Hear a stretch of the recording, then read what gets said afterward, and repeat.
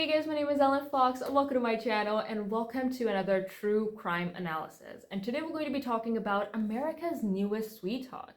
Or at least that's who I thought she was. I thought we were all on the same page here. Gypsy Rose was the victim and she should have never gone to prison to begin with. But ever since Gypsy Rose got released from prison after serving 85% of her 10-year sentence, there have been people that are talking. People who don't share the opinion of the masses. There have been videos and comments that have somewhat made me reconsider everything that I thought about her. Perhaps Gypsy Rose is not as big of a victim as we thought she was. Or maybe she's not the victim at all. Maybe she's a criminal mastermind. So we're going to be talking about all of that, and let's get into it. Before we begin, a little background and sort of introduction on today's topic. We are going to be talking about Gypsy Rose Blanchard, who got released from prison on the 28th of December after serving around 7 years in there. Basically, in 2016, Gypsy Rose, along with her then boyfriend, killed Gypsy's mom. And that case got so popular because of the background reason to why Gypsy Rose killed her mother. So this was back in 2016 when Gypsy realized that her mother is probably lying to everyone. She's lying to the government, she's lying to the neighbors, she's lying to Gypsy, and probably even lying to herself.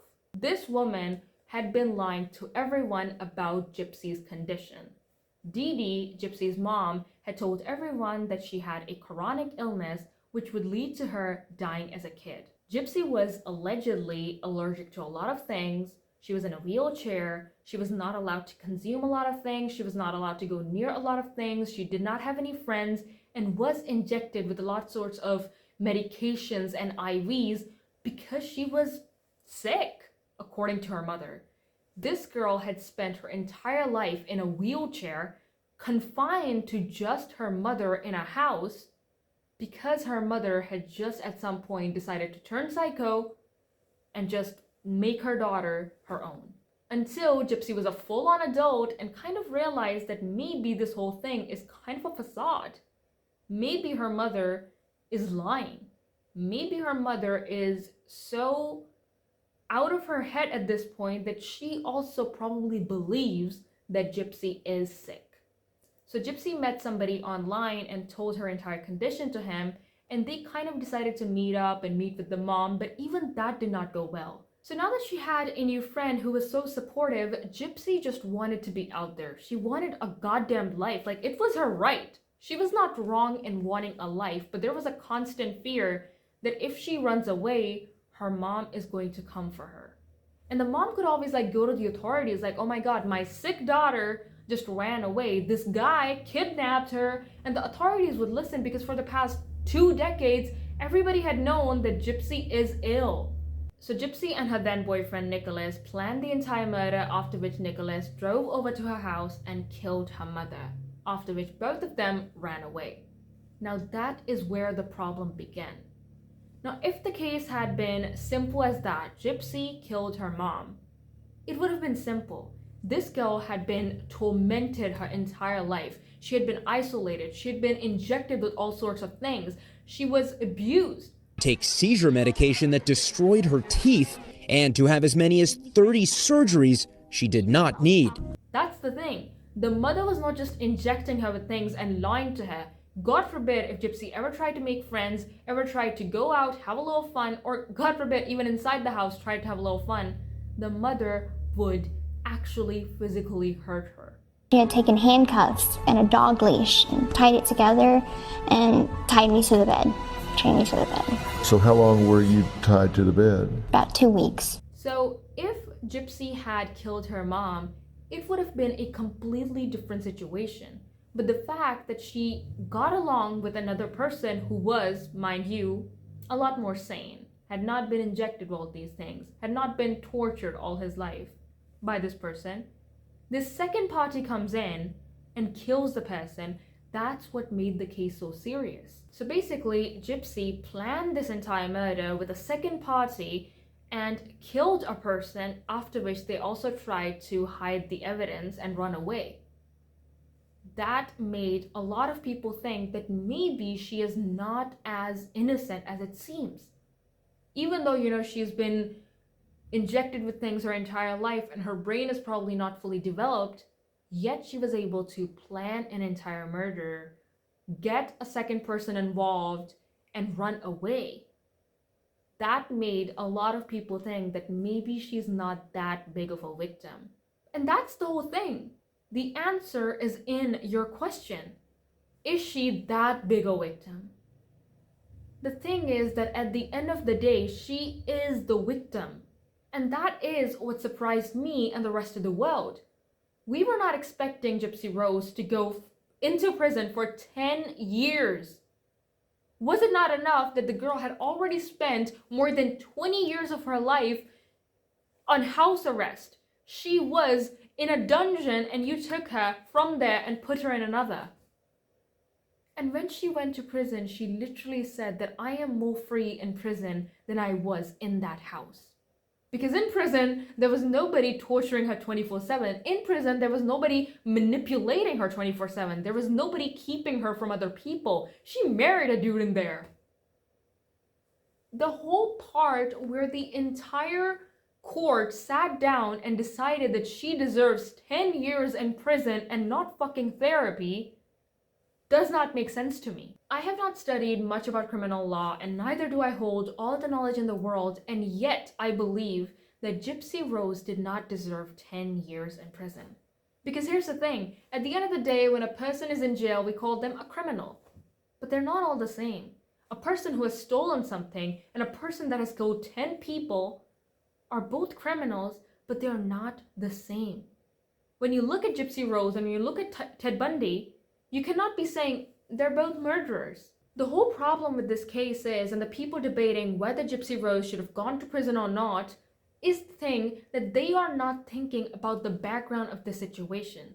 Here is a girl that killed someone for freedom because she had been tormented and tortured her entire life, and finally she wanted a life of peace. And here is a person that just killed for the sake of killing. Should they be punished the same way? No. There is a reason we have human rights. There is a reason that both victims and criminals have rights. Because we need to really look at a crime and think, does this deserve retributive justice or restorative justice? That is two different things. Not all cases get the same type of justice. In retributive justice, we simply look at the criminal and we think we need to punish them. That is all it's about. You hurt someone, now we're going to hurt you. On the other hand, we have the restorative justice, where we look at the victims and we look at the criminal and we see the background of the situation. The victim got hurt and we try to heal them. We put them in therapy, we try to console them, we try to repair the damage. And then we also look at the criminal and we do a proper research on why they did what they did. When Gypsy Rose killed her mother, we had to look at the background of the 20+ years where she had been tortured. That deserves a lot of therapy and a lot of healing. She deserved restorative justice, not retributive justice. Because when we study criminal law and when we study human rights, we divide people. We don't just look at all the people that have killed someone and just say, you killed someone, you'll be punished so and so way. That's not how it works. We look at the background. Why did they kill someone? Are they a serial killer? Did they kill for fun? Did they kill in defense? Did they kill because they have anger management issues? Did they kill because they're bipolar? Did they kill because they had certain enmity with this person? Did they have a problem with this person? Was this person torturing them? Or did they kill in accident? There are so many ways and so many reasons why a person might kill another. So we look at the background of it, and that's when we decide, you killed because of this reason, and this will be your punishment, if you get any. Because if you kill in defense, you don't get punishment. And you can sit here and you can judge me for supporting her, but the only thing that I know about that girl is that she has not had a chance at life yet. She is 32 years old and she has not had a chance at life. I am almost half her age and I have done more things than she has. When she walked out of that prison and when you asked her, hey, what do you think you're going to do? I cannot imagine the amount of things that she wanted to do. She has missed out on a lot. She missed out on being a kid. She missed out on being a teen. She missed out on school. She missed out on having friends, having sleepovers. She missed out on her 10s, her 20s. She missed out on it all. She deserves better. And when we look at planned murder, the exact case that I studied was a comparison between someone that might have killed because of an enmity, might have killed because they had anger management issues, or they just killed for the sake of killing. We looked at that case and we compared it to a woman that has been tortured her entire life. She's a victim of domestic abuse. Her husband tortures her, tortures the kids. She has been suffering for the past 10-15 years, and one day she decides that she is not going to let herself or her kids go through with it any longer and decides to kill her husband. Should her punishment be the same as a person that has killed for any other reason?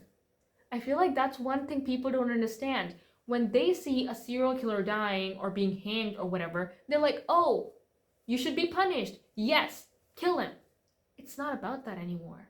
If a person has killed even like 10 people, for example, this man has killed 10 people and ruined thousands of lives. So if we kill a serial killer when they are punished, when they are hanged or whatever, at this point we do it to protect the society, because them being out there, they might hurt more people, and that's why they are hanged, because we cannot afford them being out there again or hurting other people. At that point, it is not just about punishing them, it is about protecting other people.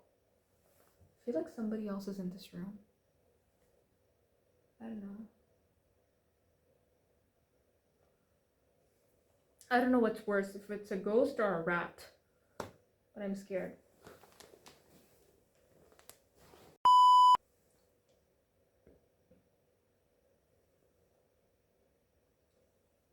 I just remembered the whole K-pop scandal. Honey, I'm so sorry if you don't want to see this cup, but this was 14 pounds. 14 pound sterling. English, that is a lot of money for a cup. But I spent it, okay? So I'm not going to throw this out because that is not going to hurt the company. It is going to hurt me and the money that I spent. The money's already been spent, so if you see this cup, don't be mad. I'm 14 pounds. Can you? Best believe I am going to drink from it as long as it's drinkable. Even if it starts leaking, I'm going to start eating solid stuff out of it because 14 pounds. But at the end of the day, the problem with a person that has killed someone is the same problem that you have with everyone else. Once a cheater, always a cheater. Once a thief, always a thief. Once a murderer, always a murderer. The problem with every crime or any sort of guilt is that it is the hardest to do it the first time around. So when you look at a person and you know that this person killed someone, a normal person can't do that. Like, we all think that we'll kill. Like, I'll kill for you. We say that, like, I'll kill this person. I want to kill him. But we cannot actually do it. A person in their right mind cannot kill a person. So it takes some level of psychotic to kill someone. So when you look at a person and you look at whatever reason they may have to kill someone, you still know that this person has killed someone. They have it in them to do it. A lot of people have the weapon but not the gut to do it. That's what I always say. There is a difference between having the weapon and having the guts to kill someone, because that's what you need. You don't need a weapon to kill someone. You need the guts to do it. So when we see a person that had the guts to kill someone, we know that if need be, they might do it again. So if they ever come across another person that hurts them or does something similar, tries to hurt her kids, you know, a woman who killed her husband, she would probably do it again. And this time she would probably do it sooner, quicker, more easily. Because now she's done it. She's lived through all that fear. She killed a guy, which is fearful enough. Killing someone it's scary. It's very scary. So when she is about to go through something very similar, she'll be like, I can't, and she might kill again. And that is the reason why Gypsy Rose might have needed to go to prison, to know that yes, if you kill someone, there are going to be consequences for it. You would be punished for it. But the whole part where she was punished for 10 years, that does not sit right with me. I mean, I am so happy that she got released sooner, but still the fact that actual people sat down in that room, heard her story, saw what she went through, and yet decided to put her through another 10 years of prison. In my personal opinion, I believe she should not have gotten 10 years. A couple of years would have been okay to kind of, made her understand the seriousness of what she had done, especially getting another person involved, which, by the way, her husband, oh, no, not her husband, she got married to somebody else, her boyfriend, her then boyfriend Nicholas, who helped her kill her mother Dee Dee, he is still serving. Because he wasn't the one who was the victim of the abuse, he wasn't the one who was out of his mind, so he is still serving, but Gypsy is out. And right now right now it's 2024, it's the 1st of January, but last year in 2023, on the 28th of December, Gypsy Rose got released from prison, and it took the internet by storm. And most of it probably has to do with the fact that she has an entire series based on her called The Act, where Joey King plays her, and they showed her entire story from her backstory all the way to when she killed her mom and then got sent to prison. It shows it all. And that show really added to Gypsy's popularity and really added to a lot more people sympathizing with her, because now we watched it all. We saw her go through with it. Even though, it was Joey King, but we saw, the mother abusing her. We saw all the things she wasn't allowed to do. We saw the torture that she went through. Which brings me to my second point and the concerns that people are having about Gypsy's innocence. It is her PR team. This girl has decided that she is not going to let this affect her life. She's out there, and she is America's new sweetheart, because even major celebrity news outlets are talking about her. She's on the news, she got a series about her, and now she has a book called Released, which is going to be releasing soon. She has a book, she has a show, and a lot of people are questioning, where is the money going? You guys were sitting there like, oh, Gypsy, need a ride? Gypsy, what are you gonna do when you get out? How are you gonna get money? Like, it's hard to get a job if you've been to jail. This girl probably has all the money. I mean, I have not done any research. I don't think there is any proper, information on where the money is going. But the concerns that people had were that according to the law, you are not allowed to use your crime and benefit off of it. Like, if you've ever done any crime, you cannot be marketing it and making money off of it. That's the law. But as far as I remember, a lot of people are doing it. I mean, on these apps, I have seen so many people who have been to jail before talk about what's jail like. Like, they be making full-on TikToks about what it's like in jail, what kind of food do we get, how do we handle our periods, how do we handle the periodic table. They be talking about it all, and they are making money off of it. And that's just one kind of it. There are others that were active shooters, killed a whole bunch of kids in school, and are now on TikTok talking about how not to be an active shooter. Yeah, how to handle bullying without killing innocent people. Let me tell you from first-hand experience. There are people on these apps doing that. So she isn't the first one to do it. And I'm not saying that they are right for doing it or that Gypsy might be right for doing it. I do not talk on that. All I am saying, as her prosecutor, as her advocate, as her online lawyer, all I have to say is that she deserves a chance. She deserves a chance at life. She's never had one, and you cannot judge her for when she was under constant torture or when she was trying to get out of that torture or what she did in prison.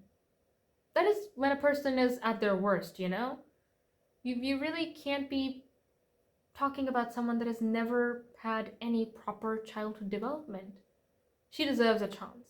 She's going out there, she's going to NBA games, she's collecting Taylor Swift CDs, and she is back to life, and the world is with her. The world is with her. They are like, girl, we are standing behind you. We are ready for your influencer era, your media era, whatever era you're gonna have, we stand behind you, and so do I. Am I giving her the benefit of the doubt? Am I supporting her? Not. I have nothing to say besides the fact that this girl deserves a chance at life. Whatever she does next, we can judge her based off of that, because that is her doing it later. Like, we'll talk about the future in the future. For now, she's out there and she has a life ahead of her, and I wish her the best. She has been through enough and she deserves the best. So that was it for this video. Really hope you guys enjoyed, and if you did, give me a like. Also comment below and let me know, do you agree with me, disagree with me? You can always correct me in the comments, because I don't consider myself all-knowing. I can have wrong opinions. I'm still growing as a person, and I really rely on you guys to correct me about things, or to just, for us to grow together, honestly. Like, I want us to have united opinions and to be smart together. But there is a major lack of smart people on this earth. So if you make me a smarter person, I'd be happy about that. So let me know your opinions in the comments. And yeah, that is it. Follow me on my Instagram. It's @OnlyFox. And I'm the only OnlyFox in this world, and I kind of messed up my outro today. That was it for this video. Thank you so much for watching, and I'll catch you in the next one, which is probably going to be about Ariana Grande. We're going to be talking about her and her new love, and who is the victim and the criminal in that situation. That is a true crime in itself. We'll talk about that, and bye!